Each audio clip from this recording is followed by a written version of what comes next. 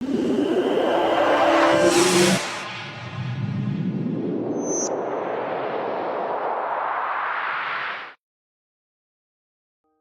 जय श्री राम में आपका स्वागत है। कैसे हैं आप सभी। आज हम देखने वाले हैं राधा माधवम। तो मूवी की शुरुआत में हम एक राधा नाम की लड़की को देखते हैं और स्कूल में राधा अपने फ्रेंड माधव को ढूंढ रही होती है।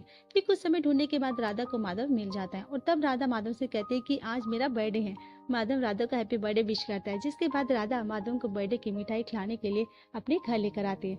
अब जब राधा माधव को क्लास में मिठाई खाने के लिए दे रही होती है, तभी राधा के पापा वीरभद्रम राधा से कहते हैं तुम माधव को दूसरे गंदे गिलास में मिठाई दे दो, क्योंकि दोस्तों वीरभद्रम जानता था कि माधव एक छोटी जाति का लड़का है, इसलिए वह जानबूझकर राधा को दूसरे गंदे गिलास में मिठाई देने के लिए कहता है। साथ ही साथ वो राधा से ये भी कहता है कि तुम आज के बाद किसी भी छोटी जाति वालों को टच नहीं करेगी।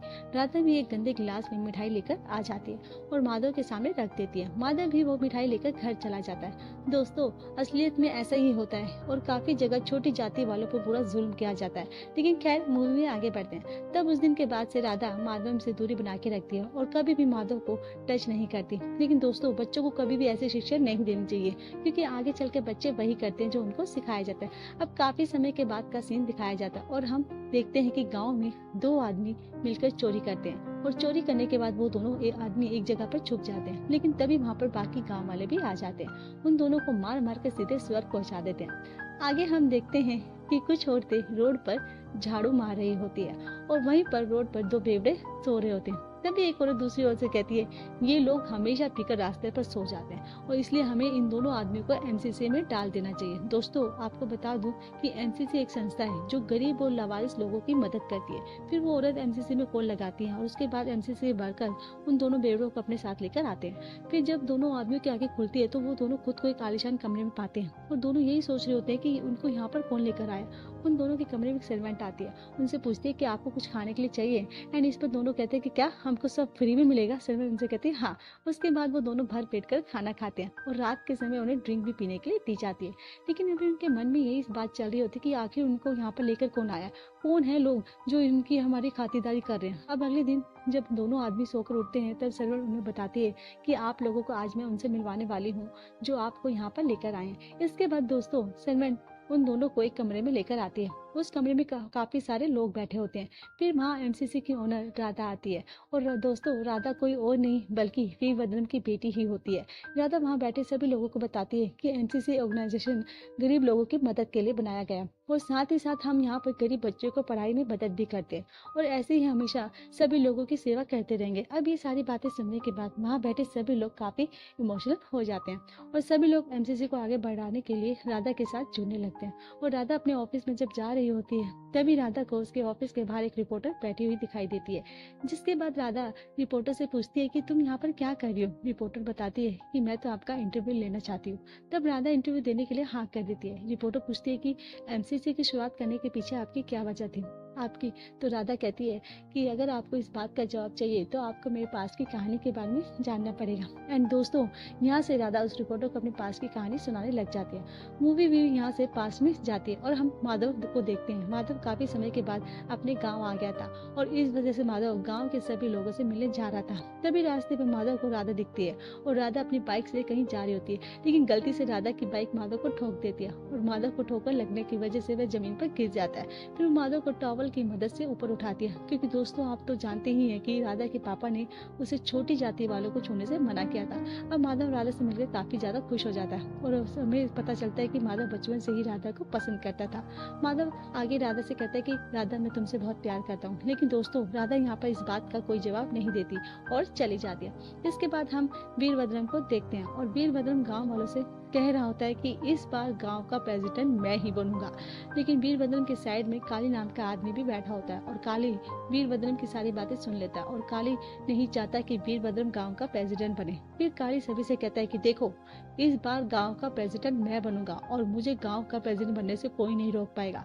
आगे हम देखते हैं कि माधव का दोस्त पूरे गांव में मिठाई बांट रहा होता है और ये मिठाई इसलिए बांट रहा होता है क्योंकि माधव कॉलेज में फर्स्ट आया था। इसके बाद वीरभद्रम माधव को अपने पास बुलाता है और उसे फर्स्ट आने के लिए कांग्रेचुलेशन भी कहता है। और वीरभद्रम के मुंह से अपनी तारीफ सुनकर माधव काफी ज्यादा खुश हो जाता है। फिर शाम के समय की बात है तो माधव बच्चों के साथ मिलकर खेल रहा होता है और तभी माधव देखता है कि राधा कहीं जा रही है। इसके बाद तो वह राधा का पीछे करने लग जाता है। वह पीछा कर ही रहा होता है कि तभी एक सांप माधव के पैर में काट देता है। माधव फिर काफी जोर से चिल्लाता है। अब उसके चिल्लाने की आवाज को सुनकर राधा भागते हुए उसके पास आती है। फिर वो बताता है कि मुझे सांप ने काट दिया है और कुछ एंड ये बताने के बाद वो एकदम से बेहोश हो जाता है। फिर वो माधव को एक कपड़े में बांध कर जल्दी से डॉक्टर के पास लेकर जाती है। और दोस्तों, राधा माधव को कपड़े से इसलिए बांधती है क्योंकि राधा को छोटी जाति वालों को छूने से मना किया गया था। और किसने किया था? वो भी उसके बाप ने। फिर उसके बाद राधा माधव को जल्दी से इलाज करवाती है और उस इलाज के समय के बाद माधव को होश आ जाता है। फिर राधा माधव को सही सलामत देखकर काफी ज्यादा खुश हो जाती है। अब रात के समय माधव अपने घर जा रहा होता है। तभी माधव के दादाजी उससे पूछते हैं कि तुम्हें सांप ने काटा था क्या? तुम्हें जंगल की तरफ नहीं जाना चाहिए था, वहां पर बहुत ज्यादा सांप होते हैं, ध्यान से चलना चाहिए था आगे से। माधव दोस्तों के दादाजी इतनी ज्यादा फिक्र इसलिए करते हैं क्योंकि माधव के माता पिता बचपन में ही गुजर गए थे और तब से माधव को उसके दादाजी ने ही पाल पोस कर बड़ा किया था और इसलिए उनको डर रहता है कि माधव को कुछ हो ना जाए। आगे हम देखते हैं तो माधव देखते हैं कि राधा बाइक से कहीं जा रही होती है। तभी राधा की बाइक एकदम से बंद पड़ जाती है। फिर वो राधा की मदद करने के लिए उसके पास जाता है और राधा की बाइक स्टार्ट करने की कोशिश करता है, पर बाइक स्टार्ट करते समय गलती से माधव के पैर में चोट लग जाती है और उसके पैरों में से खून निकलता है। तब राधा माधव के चोट को देख के काफी घबरा जाती है कि अब क्या करूं, और वो माधव को अपने साथ फिर डॉक्टर के पास चलने को कहती है। वो राधा से कहता है ये चोट तो मुझे लगी है और दर्द तुम्हें हो रहा है, मैं जानता हूँ कि अंदर अंदर तुम भी मुझसे प्यार करती हो। और दोस्तों, ये बात सच भी है कि राधा माधव से प्यार करती है। लेकिन इसी बीच वीरभद्रम का एक आदमी राधा और माधव को एक साथ बात करते हुए देख लेता है। वो आदमी सीधा जाकर वीरभद्रम को सारी बातें बता देता है, जिसके बाद वीरभद्रम माधव पर काफी ज्यादा गुस्सा होता है और अपने आदमियों को कहता है कि उसको जान से मार डालो, आज के बाद वो मुझे जिंदा नहीं दिखना चाहिए। फिर तो वीरभद्रम के आदमी हर जगह गांव में माधव की तलाश में लगे रहते हैं। अब अगले दिन वीरभद्रम के घर पर एक मिनिस्टर आते हैं और वीरभद्रम ने मिनिस्टर को इसलिए बुलाया होता है क्योंकि वीरभद्रम को गांव का प्रेसिडेंट बनना था और इसमें उसकी मदद करेंगे। मिनिस्टर तब वीरभद्रम से राधा से कहते हैं कि एक काम करो, सर के लिए कुछ ठंडा लेकर आओ। मिनिस्टर आए हैं तो उनके लिए थोड़ा ठंडा पानी अच्छा जरूर लगेगा, ठंडा लोगे आप गर्म? तो इस करके वो कहते हैं कि ठंडा। तो फिर वो गिलास में ठंडा लेकर आती है, वो ना पुराने गिलास में देती है, जिससे कि राधा को डांट कर कहता है अरे चांदी के गिलास में सर को पानी दो। ये फिर मिनिस्टर को चांदी के गिलास में ठंडा लाकर देती है। और साथ ही साथ राधा के मन में ये बात चल रही होती है कि आखिर मिनिस्टर को इतनी इज्जत क्यों दी जाती है, क्योंकि दोस्तों राधा को बचपन से सिखाया जाता था कि बाहर वाले आदमी को गंदे पानी गिलास में पानी देना चाहिए। लेकिन अब राधा समझ जाती है कि पापा ने उसे गलत शिक्षा दी थी और उसके पापा पैसों से इंसान को बड़ा या छोटा मानते थे। फिर दोस्तों राधा उसी दिन फैसला कर लेती कि अब सब आदमियों को एक समान मानेगी और सबको एक जैसी इज्जत देगी। अब आगे हम माधव को देखते हैं जो एक जगह बैठा होता है। तभी वहाँ पर वीरभद्रम के आदमी आ जाते हैं और माधव को मारने लगते हैं, लेकिन माधव भी उन गुंडों पर भारी पड़ जाता है। फिर आखिर में गुंडे माधव को मार के बेहोश कर देते हैं और इसी वजह वहाँ पर राधा आ जाती है। राधा माधव को ऐसी हालत में देखकर काफी घबरा जाती है और उसे जल्दी से उस पर लेकर जाती है। उसके बाद इलाज किया जाता है, लेकिन ध्यान से इस बार वो कपड़े से हाथ नहीं लगाती, खुद ही हाथ लगाती। काफी मेहनत के बाद उसे होश आता है। लेकिन तभी यह बात पूरे गाँव में फैल जाती है कि वीरभद्रम ने माधव पर हमला कर दिया। अब वीरभद्रम को इस बात का गांव वाले कहीं उसके खिलाफ ना हो जाएं, इसलिए वीरभद्रम गांव वालों से झूठ कहता है कि राधा की शादी माधव से कराएगा, क्योंकि वीरभद्रम को तो कैसे भी करके इलेक्शन जीतना था। और इलेक्शन जीतने के बाद वीरभद्रम माधव को मार देने वाला होता है, लेकिन गांव वाले तो इस बात से अनजान थे और इसलिए गांव वाले वीरभद्रम की बातों पर यकीन कर लेते हैं। लेकिन वहीं माधव अपनी शादी की बात सुनकर काफी खुश हो जाता है और दूसरी तरफ राधा भी शादी की खबर को सुनकर बहुत खुश होती है कि कुछ समय के बाद गाँव में इलेक्शन होता है और इलेक्शन में वीरभद्रम गाँव वालों के वोटों से जीत जाता है। और वहीं राधा और माधव एक दूसरे से अपनी शादी की बातें कर रहे होते हैं। तभी माधव राधा से कहता है कि तुम्हारे पापा बहुत अच्छे हैं, क्योंकि वह हमारी शादी के लिए एकदम से मान गए। फिर दोनों एक दूसरे के साथ काफी समय गुजारने भी लगते हैं और दोनों मिलकर अपनी शादी की ख्वाब देख रहे होते हैं, लेकिन असलियत में तो कुछ और ही होने वाला था। इसके बाद वीरभद्रम अपने घर में कुछ काम कर रहा था। तभी वहाँ पर एक आदमी आता है, उसे कहता है कि मेरी बेटी एक छोटी जाति वाले लड़के के साथ घर से भाग गई। लेकिन वीरभद्रम उस आदमी से कहता है कि तुम चिंता मत करो, मैं हूँ, लड़के को नहीं छोड़ूंगा।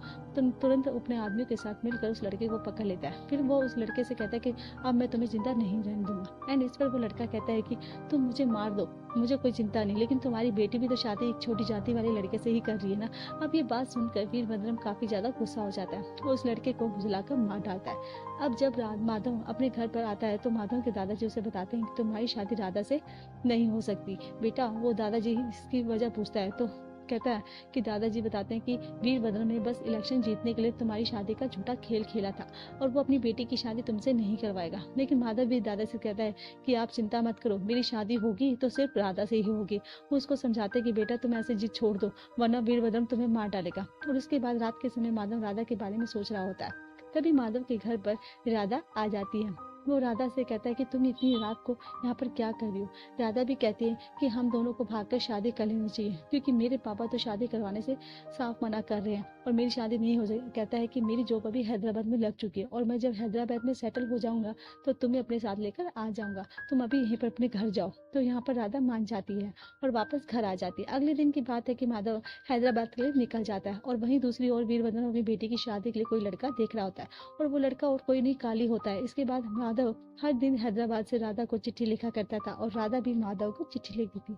अब एक दिन राधा को देखने के लिए काली के परिवार वाले उनके घर पर आते हैं, लेकिन राधा अपने पापा से साफ साफ मना कर देती है कि मैं कभी भी किसी शादी से नहीं करूंगी काली से, और अगर मेरी शादी काली से हुई तो उससे पहले मैं अपनी जान दे दूंगी। जब जैसे ये बात माधव को पता चलती है कि काली राधा की शादी होने वाली है तो माधव राधा को लेने के लिए अपने गांव वापस आ जाता है और अपने दोस्तों के साथ मिलकर राधा को घर से भगाने का प्लान बनाया। इसके बाद माधव उसके दोस्त छुप छुप कर वीरभद्र के घर में घुस जाते हैं और रात के समय सभी लोग गहरी नींद में सो रहे होते हैं। तभी इस चीज का फायदा उठाकर माधव और राधा घर से भाग जाते हैं, पर वीरभद्र उन दोनों को भागते हुए देख लेता है और उनका पीछा करने लगता है, लेकिन काफी मेहनत के बाद भी वीरभद्र उन दोनों को पकड़ नहीं पाता और यहाँ से माधव राधा को लेकर हैदराबाद आ जाता है। अब राधा और माधव एक नया घर खरीदते हैं और उसी घर में अपनी नई जिंदगी की शुरुआत करते हैं। कुछ समय के बाद दोनों एक दूसरे से शादी भी कर लेते हैं और दोनों हंसी खुशी से अपनी जिंदगी बिता रहे होते हैं। इस तरह कुछ महीने बीत जाते हैं। अब एक दिन राधा माधव को बताती है कि मैं तुम्हारे बच्चे की माँ बनने वाली हूँ। माधव भी ये बात सुनकर बहुत ज्यादा खुश हो जाता है, राधा को अपनी गोद में उठा लेता है। वहीं दूसरी ओर वीरभद्र बदले की आग में जल रहा होता है। राधा के घर से भागने के बाद तो वीरभद्र की गांव में काफी बेइज्जती होती है।